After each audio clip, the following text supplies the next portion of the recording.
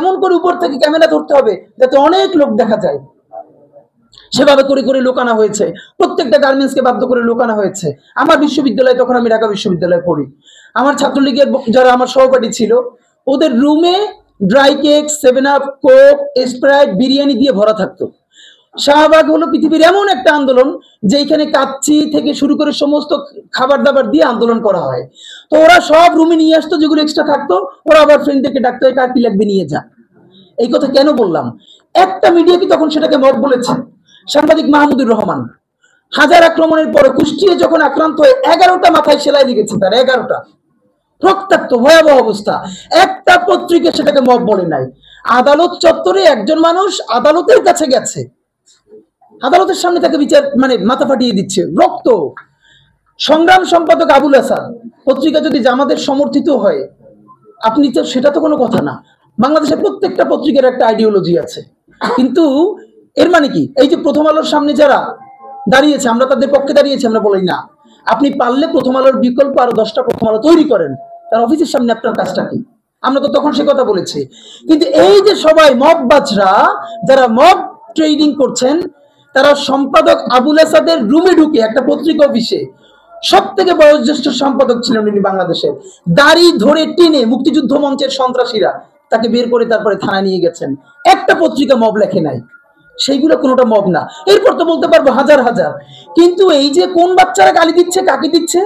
যেই বাচ্চার একটা চোখ নাই, ইন্টারে পড়ে, এখন সে ভর্তি হবে ভার্সিটিতে, অন্য চক্ষু কাজ করছে না, হাত নাই, পা নাই, তার মধ্যে ভীষণ ট্রমা কাজ করে। এই রাষ্ট্রের প্রধান কাজ কি ছিল? রাজনৈতিক দলগুলোর রাষ্ট্রকে বাধ্য করা, আমাদের যেই সব ছেলেমেয়েরা চোখ হারাইছে, চিরতরে অন্ধ হইছে, পঙ্গু হইছে, রক্তের সাগরের মধ্য দিয়ে হইছে, ওদেরকে দিনের পরে দিন কাউন্সিলিং করা। ওরা এখনো ট্রমাটাইজড। ওদেরকে স্কুলে, কলেজে, ইউনিভার্সিটি দিনের পরে দিন কাউন্সিলিং করা উচিত ছিল। আপনি কাউন্সিলিং করেন নাই, ওদের পুনর্বাসন করতে পারেন নাই, শহীদদের পরিবারের পুনর্বাসন করতে পারেন নাই। এখন এই ছেলে মেয়েগুলো দেখে যে এই রক্তের মধ্য দিয়া সে চিরতরে অন্ধ হইছে, পঙ্গু হইছে, এখন তার ন্যূনতম বিচারই শুরু হয় নাই। বিচার নাই, সংস্কার নাই, সে বরং দেখতে পাইতেছে সেই আগের পুরনো আওয়ামী লীগ জিকে বসতেছে, যাতে তার মনে হইতেছে সে যে এবার অন্ধ হয়ে বাইচে আছে সেটাও হয়তো বাইচে থাকতে পারবে না, এবার হয়তো তাকে হত্যা করে ফেলা হবে। সেই রিয়াকশনে সে কাউকে গালি দিচ্ছে। এই গালিকে আপনার এত অপবিত্র মনে হয়, কিসের সাথে তুলনা দেন? গত 15 বছর যার তুলনা একমাত্র জাহান্নামের সাথে হইতে পারে। তো আপনারা কি বুঝাইতে চান আমাদেরকে? এগুলো মনে করেন আমরা বুঝি না? নাম ধরে বললে পলিটিক্যাল পার্টিগুলো বেশি প্রেসার ফিল করে। আমার বিভিন্ন টিভি থেকে ফোন করে বলে, ভাই আপনার সাথে তো অমুক দলের অথবা অমুক দলের কেউ আসতে চায় না। এখন এই জন্য আমার কি হয়েছে, তারা যাতে একটু ট্রাস্ট পান, একটু কনফিডেন্স পান, এই জন্য কথার উত্তর দিই না। আমার এক বড় ভাই টকশোতে বললেন, তুমি থাক, ওনারা মুরব্বী মানুষ, তুমি যদি 2 শব্দ কম বলো তোমার জীবন পড়িয়াছে, কিছু হবে না। এই ওনাদেরকে 2 শব্দ কম বলতে বলতে ওনারা এমনই হয়েছে, ওনারা মাইনেই নিতে পারে না যে এই বাচ্চারা না থাকলে ওনারা যে এখনো জেলে থাকতো অথবা বাড়ি বাড়ি পালাইতো, এই যে ওনাদের ভুলেই গেছে 1 বছর। তো সেই বাচ্চার গালিগালাজে আপনার এত খারাপ লাগে? আমি বলেছি সমস্ত গালিগালাজ বন্ধ হয়ে যাবে।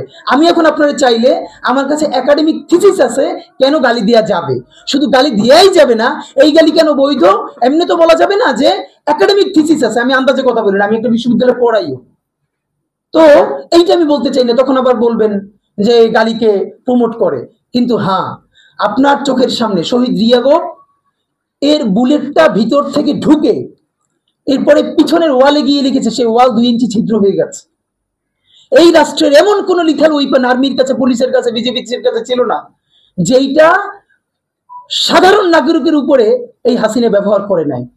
আপনার বুকের মানিক আপনার সামনে বসে কলিজা ছিঁড়ে ওয়াল ছিদ্র হয়ে যাচ্ছে, তখন আপনি রবীন্দ্রসঙ্গীত গাইবেন? আপনি কি করবেন তখন? এখন মুশকিল হলো, এই গালি নিয়ে যারা কথা বলে তার কোনো সন্তান শহীদ হয় নাই, তার বাবা মাও শহীদ হয় নাই, কেউ অন্ধ হয় নাই, পঙ্গু হয় নাই, তাই গালি এত বিষ লাগে, আর আওয়ামী লীগ নেতার মধুর মতো লাগে। তো এখন আমি সর্বশেষ যে কথাটা বলতে চাই, আপনারা একটা মিডিয়ার ভাইয়েরা কাইন্ডলি চেষ্টা করে দেখেন। এই যে গৃহযুদ্ধটা হওয়ার কথা ছিল, হইল না, তো অশান্তি তো কিছু থাকবেই, আমরা তো রাষ্ট্র গঠন করব। এরপরও তো তুলনামূলক অনেক কম হচ্ছে। কেউ একটা মিডিয়া কেন বলতেছে না 1971-এর মহান মুক্তিযুদ্ধের পর 72 থেকে 75 বাংলাদেশে যেই পরিমাণ মব সন্ত্রাস হয়েছে, যেই পরিমাণ কেওয়াস হয়েছে, ইতিহাসে তা আর হয় নাই। তার সাথে জড়িত ছিল কারা? এই যে মুজিব বাহিনীর গুন্ডারা।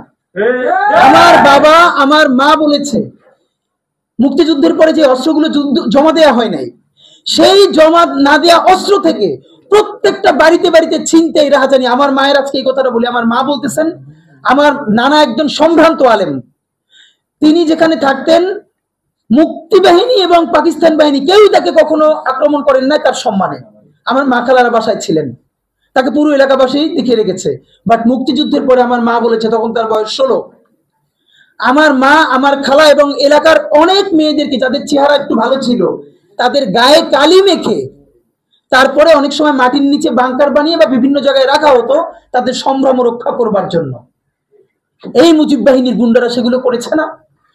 এমন কোন চিন্তা নেই। ব্যারিস্টার ফুয়াদ ভাই সেদিনকে বলেছেন তার বাবা সে অসংখ্য সালিশ করেছে তাদের এলাকায় যে এই গুন্ডাগুলো মুক্তিযুদ্ধের পর বিভিন্ন জায়গায় ছিনতাই করতো, তারপরে এলাকাবাসী আইনে গাছের সাথে বাইধে রাখতো, এরপর এলাকার মুরব্বীরা আবার সব উদ্ধার কইরা মানুষের কাছে কাছে দিয়ে আসতো। হওয়ারই কথা ছিল একটা নতুন রাষ্ট্র, আইন শৃঙ্খলা বাহিনী প্রতিষ্ঠিত হয় নাই, প্রচন্ড কেওয়াজ হবে, তারপরে নতুন রাষ্ট্র গঠন করতে হবে, আইন শৃঙ্খলা বাহিনী ঠিক করতে হবে, স্বাভাবিক তো।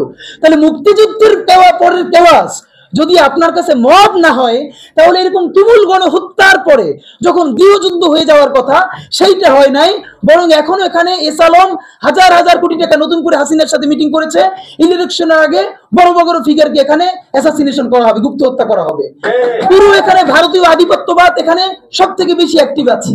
এখানে আওয়ামী লীগের হাজার হাজার কোটি টাকা তার সচিবরা, তার পুলিশরা, তার পান্ডারা সব রয়ে গেছে। আর্মির মধ্যে একটা বড় অংশ রয়ে গেছে, কোনো সংস্কার করা হয় নাই, তারা বারবার স্যাবোটেজ করবার চেষ্টা করছে, এই রাষ্ট্রকে এই সরকারকে ফেল করানোর চেষ্টা করছে। তো আপনি মুক্তিযুদ্ধের পরে যে ৩-৪ বছর এইরকম রাহাজানি হয়েছে সেটাকে যদি অতগুণ দিতে পারেন যে নতুন রাষ্ট্র গঠনের আগে এই ঝামেলাটা হয়, তাহলে এই যে নতুন বাংলাদেশের স্বপ্নের মধ্যে এইগুলোকে আপনি বড় করে মপ করে ফ্রেমিং করেন, আপনি এই জবান যে আপনার না, এই জবান যে দিল্লির জবান, ভারতীয় আধিপত্যবাদের জবান, সেইটা বুঝতে আমাদের পিএইচডি করা লাগে। সুতরাং জুলাই সনদের সাথে নির্বাচনের ক্ষেত্রে শুধু আমাদের 2 মিনিট কথা, নির্বাচন হতে হবে। আমি একটু ভদ্রতার সাথে এবং শ্রদ্ধার সাথে বিনয়ে আমি জানাচ্ছি যে ভাইরা যেটা বলেছেন সকল দল মিলে আগামী 20 বছর নির্বাচন না হোক, না, এটা আমরা চাই না। আমরা নির্বাচন চাই। মানুষ গত 16 বছরে ভোট দিতে পারে না। মানুষ আনন্দ নিয়া শীতের সকালে বাচ্চা কাচ্চাকে কুয়াশার মধ্যে লাইন দিয়ে দাঁড়াই থাকবে, ভোট দিবে। আমরা সেই বাংলাদেশ দেখতে চাই। আমরা নির্বাচন চাই, নির্বাচন হতেই হবে। এই নির্বাচনকে বানচাল করবার জন্য দিল্লি থেকে শুরু করে আওয়ামী লীগ হাজার হাজার কোটি টাকা নতুন করে এখানে বিনিয়োগ করছে। নির্বাচন লাগবে, তবে আমাদের প্রশ্ন হলো সেই নির্বাচনের ম্যান্ডেট হবে কি? এখানেই আমাদের কথা। কোন ধরনের আপোষ ছাড়াই নতুন নির্বাচন হইতে হবে জুলাই সনদের ভিত্তিতে, এটাই আমাদের কথা। জুলাই সনদের ভিত্তিতেই নির্বাচন হতে হবে এবং জুলাই সনদের বৈধতা নির্বাচনের আগেই দিয়ে সেইটার ভিত্তিতে নতুন নির্বাচন হবে, যেই নির্বাচনের ম্যান্ডেট থাকবে নতুন সংসদে নতুন বাংলাদেশের জন্য আমাদের রাজনৈতিক দলগুলো মিলে নতুন সংসদে নতুন সংবিধান উপহার দেবে। যেই সংবিধান 72-এর বাকশালী সংবিধান, ফ্যাসিবাদী সংবিধান, যেই সংবিধানের কোনো ম্যান্ডেট ছিল না বাংলাদেশ রাষ্ট্রের সংবিধান করবার, কারণ তারা পাকিস্তান রাষ্ট্রের মধ্যে শপথ নিয়ে পাকিস্তান রাষ্ট্রের জন্য সংবিধান প্রণয়নের কথা বলেছিলেন, কিন্তু বাংলাদেশ রাষ্ট্রের কোনো ম্যান্ডেট তাদের কাছে ছিল না। তারপরে তারা সংবিধান রচনা করেছেন, এরপরেও তারা একটা সেই সংবিধানকে লেজিটিমেট করবার জন্য একটা গণভোট দেন নাই। এরপরে যারা 73-এর একটা ভোট চোরের নির্বাচন দিয়েছে, সেই 73-এর নির্বাচনের ভোটের ইশতেহারের মধ্যেও তারা এই সংবিধানকে তারা লেজিটিমেসি দেন নাই, ইশতেহারে রাখেন নাই। সেই সংবিধানকে যুগের পরে যুগ আমরা বয়ে বেড়াবো, সেই দায়বদ্ধতা তো আমাদের নাই। এবং সেই সংবিধান কেমন ফ্যাসিস্ট সংবিধান করা হয়েছে, যেইটার সাংবিধানিক ভিত্তি দিয়েই আপনি একটা কথা বলতে পারবেন, এই যে সবাই বলে আইনের কথা, বলেন তো পারলে একটা কথা, হাসিনা কোনটা বেআইনি কাজ করছে? না, হাসিনা একটাও বেআইনি কাজ করে নাই। সে সমস্ত হত্যা, গুম, খুন এই সংবিধানের আইনের ভিত্তিতেই করছে। সে এই সংবিধানকে ডাস্টবিন বানিয়ে তত্ত্বাবধায়ক সরকার বাতিল করেছে, যা ইচ্ছে করে তাই করেছে। এবার তো সে তো বেআইনি কিছু করে নাই, কথা তো সত্য। আমার বিএনপির ভাইদের প্রতি শুধু একটা আফসোস লাগে, কারো কারো দেখি 72-এর সংবিধানের প্রতি তাদের কি গভীর প্রেম, যেই সংবিধানের মধ্য দিয়ে বাকশাল এসেছে, যেই সংবিধান গণতন্ত্র হত্যা করেছে। আজকে বিএনপির ভাইদেরকে একটা কথা বলি, আপনারা হয়তো অনেকে জানেনও না, পৃথিবীতে দ্বিতীয় ইতিহাস আছে কিনা মান্না ভাই জানলে বলবেন, আমি ভাইয়ের কাছ থেকে শুনতে চাইবো। জিয়াউর রহমান তো একজন সামরিক শাসক ছিলেন, একজন সামরিক শাসক সামরিক ফরমান জারি করে দেশে গণতন্ত্র ফিরেছে, পৃথিবীতে এই নজির নাই, যেটা জিয়াউর রহমান করছেন। আপনারা কি জানেন এই যে জিয়াউর রহমান গণতন্ত্র ফিরাইলেন, যার মাধ্যমে আওয়ামী লীগ রাজনীতি করার সুযোগ পাইল বাকশালের পর, সেটা কিসের মধ্য দিয়ে? তখন তো সংসদ নাই, সংবিধান তো সংশোধনও করা যাইতেছিল না। কিসের মধ্য দিয়ে? জিয়াউর রহমানের সামরিক ফরমানের মধ্য দিয়ে। পৃথিবীর একমাত্র একজন সামরিক শাসক যিনি ফিল করলেন না সামরিক পন্থা দিয়ে করা যাবে না, গণতন্ত্রে ফিরতে হবে। এবং দেখেন হাসিনারে এবং আওয়ামী লীগের চরিত্রটাই হলো এইরকম, এর যে একটু ভালোবাসে তার সে হত্যা করে। শহীদ প্রেসিডেন্ট জিয়াউর রহমান শেখ হাসিনাকে দেশে আসার অনুমতি দিছিলেন, সুযোগ দিছিলেন এবং বলছে থাক সবাই রাজনীতি করুক। আসার 1 মাসের মধ্যে জিয়াউর রহমান শহীদ হয়ে গেছে, 13 দিনের মধ্যে। এবার দেখেন এই যে আমরা এখন যারা সবাই করতেছি, সুতরাং এটা একটা বিষ। এই বিষের সাথে আমরা কিভাবে লড়াই করব? জাতীয় ঐক্যমত্য তৈরি করতে হবে। সুতরাং পলিটিক্যাল পার্টি এবং সবার প্রতি একটা কথা, প্লিজ আপনারা বিএনপিকে শতভাগ কর্নার করে দিয়েন না। বিএনপি এই আধিপত্যবাদ বিরোধী লড়াইয়ের জন্য আমাদের একটা বড় শক্তি। এই শক্তিকে এত বেশি কর্নার করা যাবে না যাতে তারা গিয়ে আওয়ামী লীগের হাত ধরে ফেলে। তারা যদি আওয়ামী লীগের হাত ধরে ফেলে তাহলে লড়াইটা তো আমাদের জন্য আরো কঠিন হয়ে যাবে। বরং বিএনপির প্রতি আমাদের চ্যালেঞ্জ হলো, যেই বিএনপি বাকশালী সংবিধানের প্রতি প্রেম দেখাবে তার শহীদ জিয়ার ছবিটার সামনে এনে বলতে হবে যে এই বাকশালী সংবিধান তো জিয়াউর রহমানই ছুঁড়ে মারছিল। বেগম জিয়া বলেছেন এই সংবিধানকে ছুঁড়ে ফেলা হবে। এখন বেগম জিয়ার চেয়েও নতুন বিএনপি আসছে, বেশি প্রেমের বিএনপি।